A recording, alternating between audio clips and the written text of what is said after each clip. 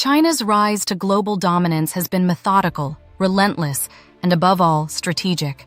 While the West has spent decades resting on the laurels of its post-World War II economic success, debating social issues, and engaging in short-term economic policymaking, China has played a long game, one that is now paying off in ways that should be sending shockwaves through Western capitals. This is not just an economic story.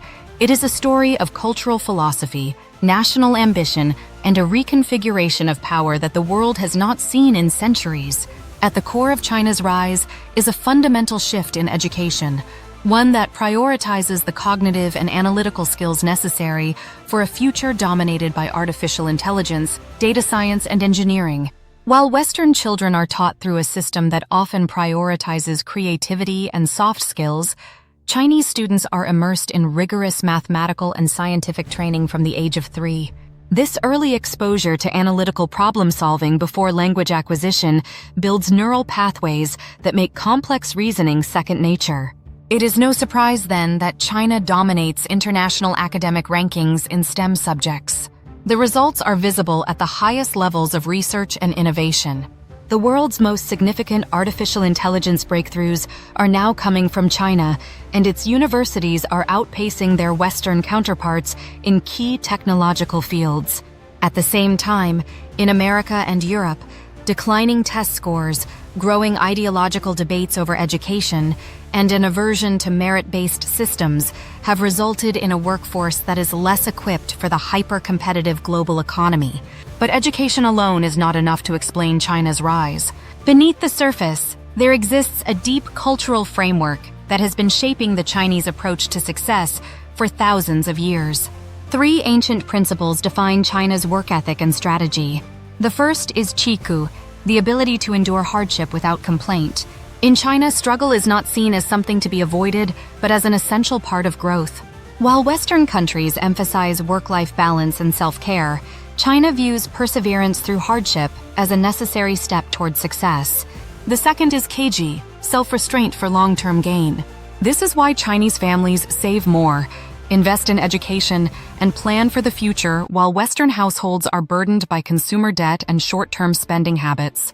The third is Guangxi, the importance of relationship networks.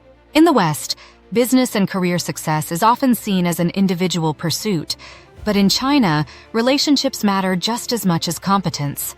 Networks of trust, loyalty, and favor exchanges dictate access to opportunities.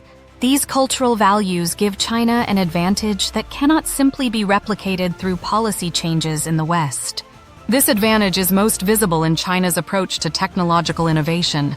The old narrative that China merely copies Western ideas is now completely outdated. China is not just keeping pace with the West, it is surpassing it. Nowhere is this more evident than in the field of artificial intelligence. Over the last decade, China has filed more AI-related patents than any other country, nearly 6 times more than the United States.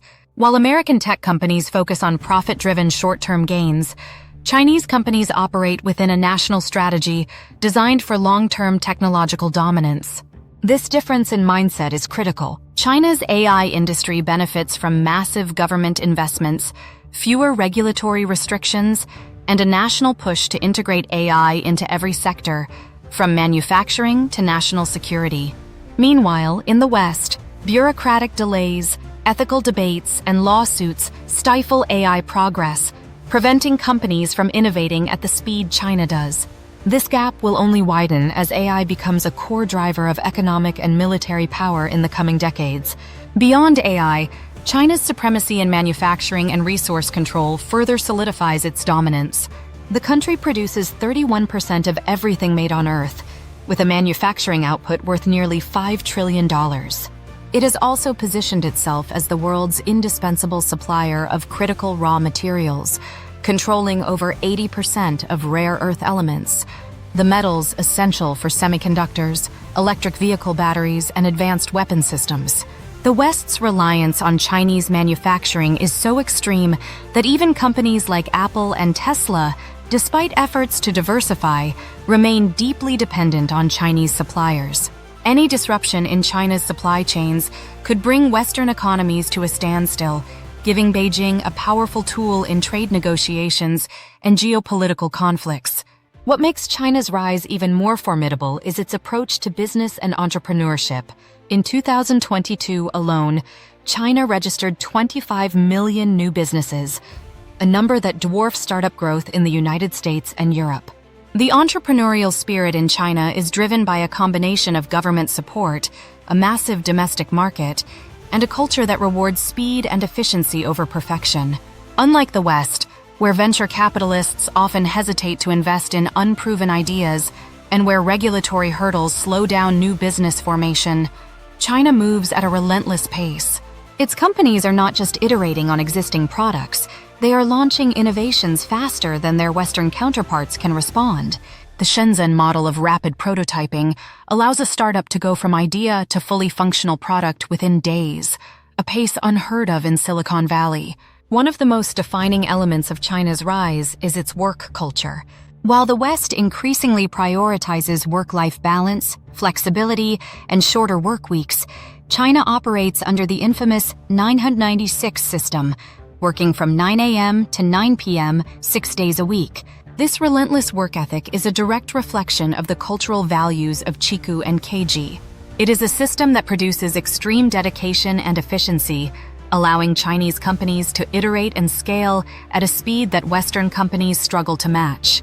While debates in the U.S. focus on 4-day work weeks and burnout prevention, China's workforce is logging thousands of extra hours per year, pushing the boundaries of productivity and innovation. Beyond traditional industries, China is also redefining the future of digital ecosystems. Western technology firms build products, but China builds entire ecosystems. WeChat is more than just a messaging app. It is an all-in-one platform for social media, banking, payments, and e-commerce. TikTok is not just a video-sharing platform. It is an AI-driven content engine that keeps users engaged far longer than any Western counterpart. Pinduoduo has revolutionized e-commerce by integrating social buying, creating a model that Amazon and Walmart struggle to replicate. The key difference is that Chinese technology companies are not just selling products. They are integrating themselves into every aspect of daily life. This approach ensures customer retention, data collection, and market control at an unprecedented scale. China's strategy is not limited to business and technology. It extends to long-term geopolitical planning. While Western governments operate on short election cycles that encourage short-term thinking, China's Communist Party operates on multi-decade timelines. Policies are designed with 30 to 50-year objectives, ensuring national stability and steady progress. The Belt and Road Initiative is a perfect example of this long-term approach. By investing in infrastructure across Africa, Asia, and Europe, China is securing trade routes, diplomatic influence, and resource access that will serve its interests for generations. Meanwhile, Western powers struggle to maintain global influence, bogged down by domestic political divisions and reactive foreign policies. As China continues this silent but undeniable march toward global dominance, the question remains, what can the West do to catch up? The first step is recognizing the scale of the challenge. The West must prioritize STEM education, invest heavily in AI and emerging technologies, and create regulatory environments that encourage rather than stifle innovation.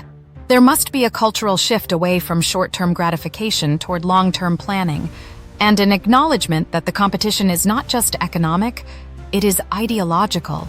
The West must decide whether it wants to remain the leader of the global order or become a secondary player in a world increasingly shaped by Chinese ambition. China's takeover is not coming, it is already happening. The only question left is whether the West will wake up in time to do something about it. If you found this video insightful, like it to help spread the message. Drop a comment below and share your thoughts. Let's discuss. Share this with friends and family so they can stay informed. Don't miss out. Subscribe now and turn on notifications for more deep dives. Let's build a community that thinks critically about the future. Join us now.